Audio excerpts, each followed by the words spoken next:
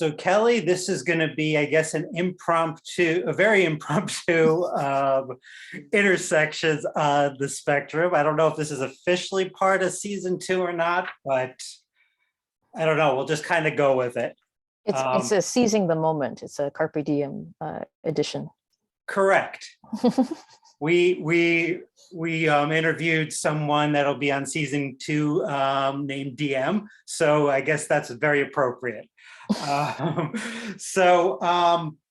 Today we lost a great American, Gloria Jean Watkins, otherwise known as Bell Hooks. So I just kind of wanted to jump in.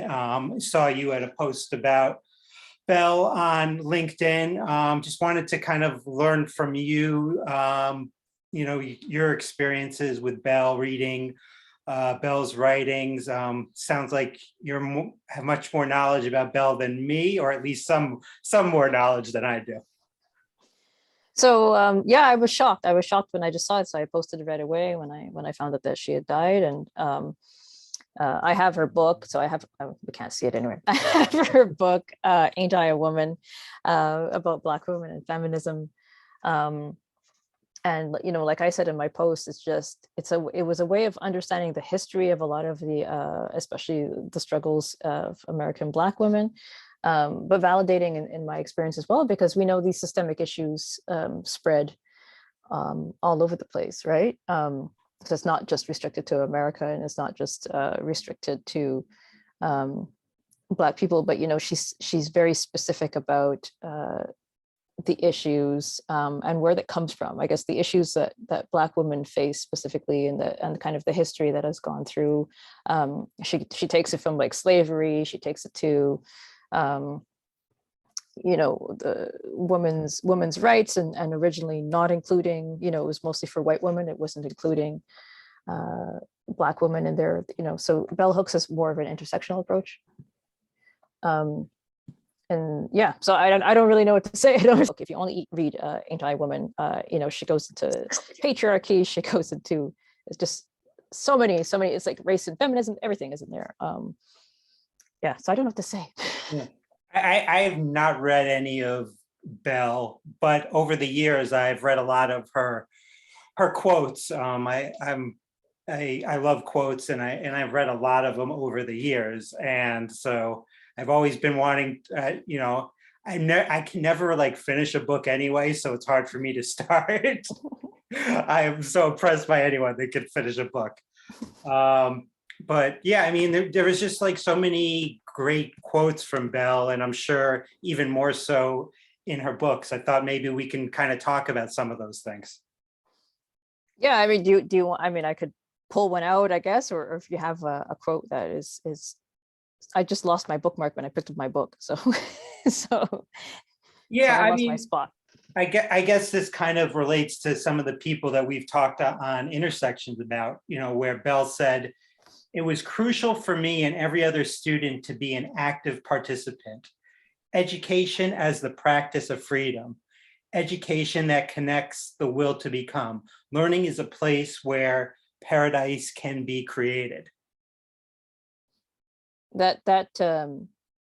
That actually reminds me a lot of the conversation we had yesterday with DM. So us talking about this now, and people are going to have to wait till January to hear the full thing. But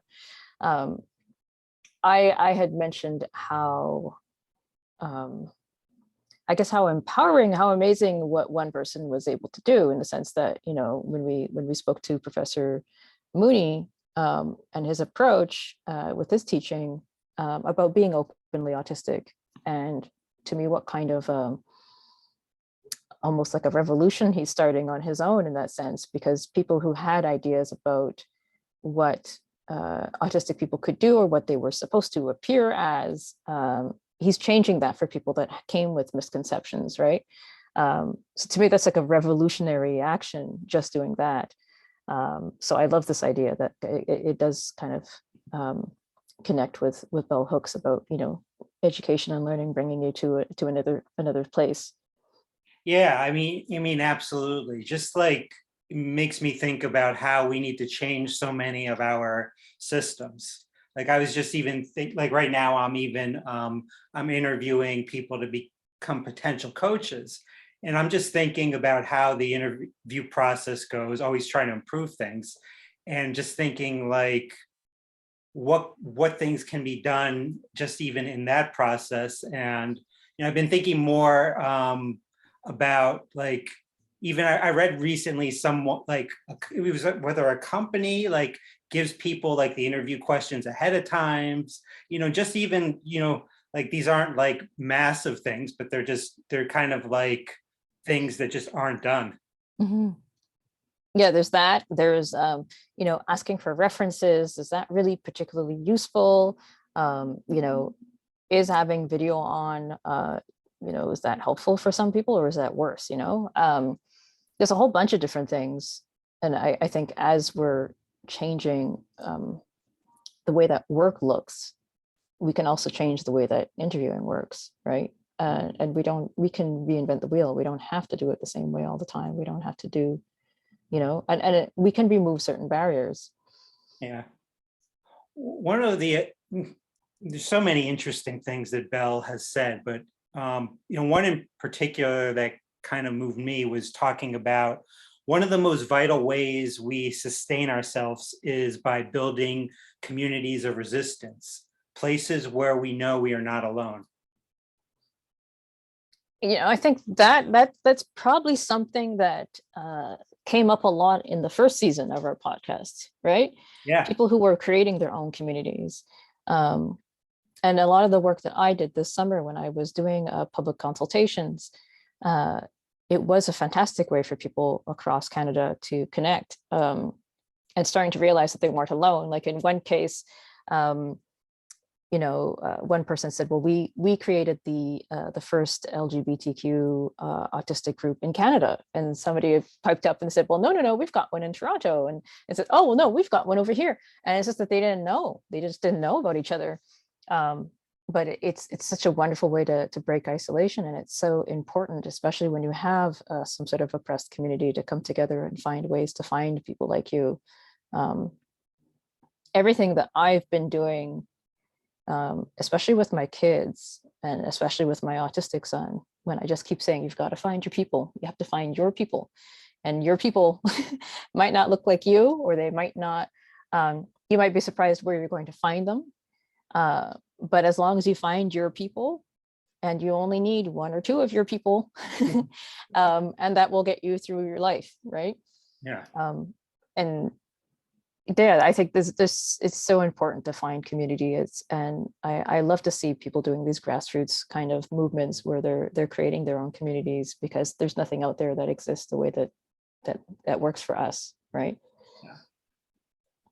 One other thing that Bell said, she talked about shaming and how it's one of the deepest tools of imperialist, white supremacist, capitalist patriarchy, because shame produces trauma, and trauma often produces paralysis. I think it's a tool that's been used. The colonialists did that, right? That's how they got so far, and often by using the church to do that, and to create shame in things that people had no shame in before. We look at even just Indigenous practices becoming shameful, and then being outlawed. But shame was more effective than the laws were, and then shame is more permanent, because you can have the trauma, and then you can have the intergenerational trauma. There's no way, or at least not no way, but this is very, very difficult for people to overcome that and to start doing activities that were previously seen as shameful, right? And I think that's a lot of the whole reclaiming tradition. A lot of Indigenous people now who are reclaiming those things, and even certain practices or people are starting to go back to the roots in Africa and finding the recipes and finding the foods that we weren't able to eat here, because certain plants weren't available, or because again we were almost shamed out of being farmers, of sustaining ourselves, right? So many different things. I can just think about things that I've done this year or in the last year or so too, that I feel that I'm trying to kind of reclaim some of what I feel brings me back to my ancestors. So I've been looking a lot at different practices and things in Western Africa, you know, where my ancestors were taken from and brought to Barbados. So yeah, Yeah. on and on. I mean, this makes me also think, I mean, shame is certainly an ableist tool as well. And, you know, I've been thinking a lot about capitalism lately because I've been frustrated, like with if there was someone that wanted to use, you know, my organization's coaching services, I hate that it's based on it if someone has the financial means to do so or not. So just looking for ways to kind of change that is, you know, like I don't even understand our whole capitalist system to begin with. Why it's all like the means of someone to receive services is based on dollars in their pockets or the amount of credit on a card, which is very problematic to me. So it's interesting because we both run businesses, and I know I'm speaking for myself. I'm heavily anti-capitalist, right? I'm very socialist, but that's why I run a social enterprise. So I just run it differently. You know, somebody said, I have this quote up here: "When you don't pay yourself, you're exploiting yourself." So I make sure that I'm paid, that I'm still working within this capitalistic system, right, where there is an exchange of money for services. So I make sure that I'm not exploiting myself. But you know, I'm not going for opulence here. I'm not going for just ridiculous wealth for wealth's sake. I do run a social enterprise, which means that I do give back funds to community organizations and nonprofits in the places I work. And I support them with pro bono hours of consulting as well, that I give a certain amount a year. So I feel that we can still work in this or under this system. We're just not doing it the way that other people do. So, you know, there aren't tons of social enterprises. Let's be honest about it. There aren't, you know, I'm still a niche. It's still a selling point. It's still a marketing point in the sense. Yeah.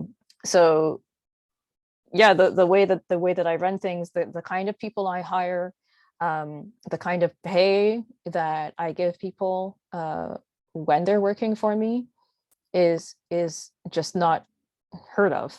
You know, the fact that I pay interns at all, or even, you know, when I had the option not to, you know, and if, you know, there was a program, a government program this summer that was running for me to hire a student, and, you know, they said basically you can pay them between I think it was $15 and $21 an hour.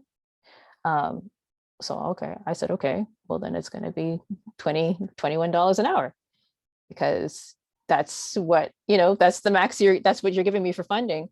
Why wouldn't I give that? And then I saw other people who had the same funding program and they were giving them 15. And I'm like, well, what are you doing? What are you doing with the other $5 or $6, right? Right. I mean, to me, it's the whole program was to sustain the economy and to give jobs to students and give them experience and things like that. So why wouldn't I pay them? You know. Anyways, Yeah.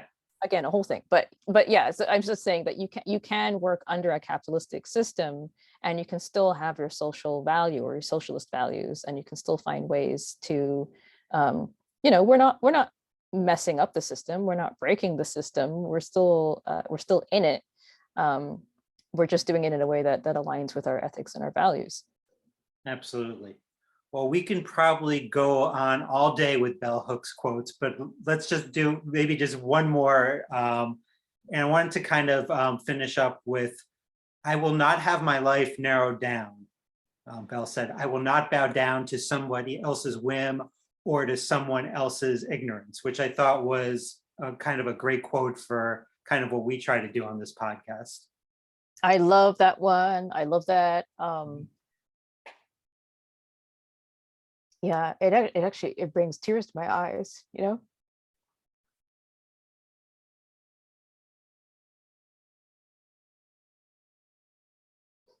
But it's a super empowering quote, because when we face some sort of discrimination or some sort of oppression, it kind of helps to keep the fight in you, to say that I'm not going to take it. I'm not going to sit down. I'm not going to take it. So I always remember that one whenever there's something going on, there's something that somebody has said to me, and I'm like, no, I'm not going to shrink myself. I'm not going to make you comfortable. So it's a wonderful reminder. And I think we should end with that. So thanks, Kelly, for spending a few minutes with me and kind of reflecting on some of these important things from Belle. And I'm going to try to read one of Belle's books. I'll see if I can get, might be so enthralling that I might be able to get through a book. Or at least read parts at a time. It is still dense. It is still heavy. There's a lot of deep information in there. And like I said, such a great loss to all of humanity.